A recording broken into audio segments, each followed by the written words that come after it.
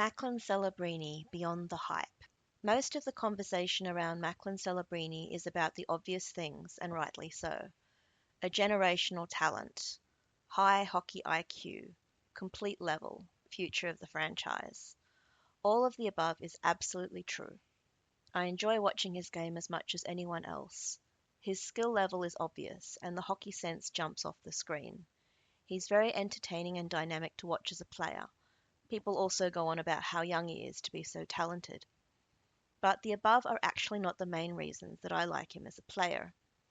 Aside from the entertainment value, I also enjoy seeing how versatile and hardworking he is.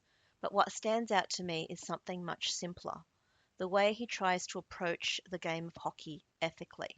There was a moment recently that stuck with me. Celebrini drew a high sticking call. The problem was that the stick never actually hit him. When the stick flew near his face, Celebrini flinched instinctively, so the ref made the call. Most players would have accepted that and moved on, given that a power play is a power play and it gives your team an advantage. Celebrini tried to protest it. He was essentially telling the officials that the call was wrong, even though it would have helped his own team. You don't actually see that very often in professional sport, and so there was a lot of commentary online about it. A lot of people did praise him, but just as many people said that he was dumb and pretending to be a hero, and that he should actually be more team focused. At the Daily Face Off, they gave balanced but pragmatic commentary about it. Ryan Cuneo said, "While Celebrini's integrity is commendable, Sharks head coach Ryan Wachowski is probably telling him to simply accept any bad calls that go his way from now on." Tyler Yaremchuk said, "I've never seen a guy try to decline a penalty in the NHL. Listen, Celebrini's 19. I kind of get what he's trying to do, but if I'm a veteran on that San Jose team, I'm pulling him aside and being like, hey man, we'll take the power play." Carter Hutton said, "You got to take it where you can get it. But I do respect the kid for being able to own it, and you don't want to get that rap. Guys get that rap as guys that are divers and embellishing plays. This is a unique one for me. I think moving forward he'll probably try not to sell it as much, because it is a natural reaction. A stick gets up near your eyes or anywhere near it, you want to kick your head back." But Celebrini's reaction to this call was quite consistent with his other behaviour. He wants to win the right way. After a Sharks 3-2 victory against the Washington Capitals, a reporter asked Celebrini about a pair of penalties that he drew on Caps defenseman John Carlson. The reporter said, "You drew the first two penalties against the Caps. Is that something part of your game that you're working on to try to get those?" And Celebrini said, "There's no way to work on that. That's the way the game works. I'll never go down easy or try to sell it. That's not the right way to play hockey." The answer resonated with me deeply. In another video, I mentioned that one of the reasons I enjoy watching someone like Kiefer Sherwood is that even though he's known throughout the league as a hitter, everybody says that they are clean hits. He plays hard without playing dirty.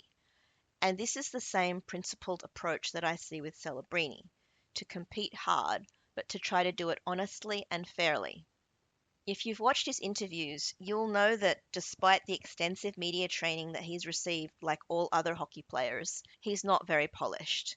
He mumbles, he says, "I mean," and "you know" a lot, and you can tell that he would rather be anywhere else on the planet than in front of the media answering questions.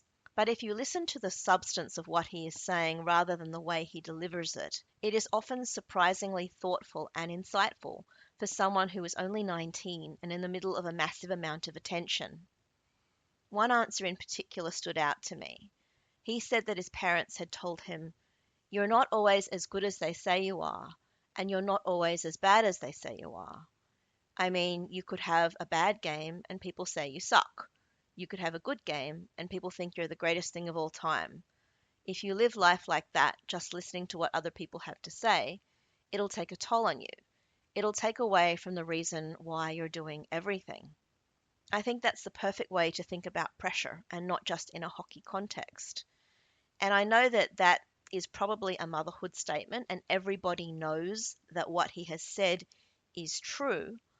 But given that the way most people are affected by pressure, let alone this sort of pressure that he is experiencing. This says to me that he has taken on board this guidance and he is trying to live his life by it. There are also moments in games where you can see the same principled mindset. Sometimes it is very clear that he could take the shot, but he chooses to move the puck instead, passing it to a teammate who may have a higher chance of success. Someone with ego or who wants attention, praise, or individual points would absolutely take the shot himself. But by passing, it is clear that his focus is on the team play rather than the stat line. There are a lot of players in the league who are incredibly talented. That is not unusual. But what is more unusual about someone like Celebrini is that you can see such a principled approach to the way he plays the game in the decisions that he makes. The reason why I think that this is important is that hockey culture talks a lot about toughness, competitiveness, and winning at all costs. I personally have never liked the win at all costs part of that mentality. I would much rather watch players who compete hard but still believe that how you win matters. Seeing that attitude in someone this young is refreshing. And the fact that he is able to be successful and have a principled approach, I think is something that's very encouraging. None of this means that he is perfect. He's 19, he's still figuring things out. People change over time. He could well become corrupted and a horrible person later on. If he turns into a dirty player or becomes involved in constant scandals, then I will stop being one of his fans. But right now, I like seeing someone in the league who seems to care about playing the game the right way. There are a lot of great hockey players in the NHL right now, but players who are able to combine talent with a visible sense of fairness, integrity, and principle are much rarer.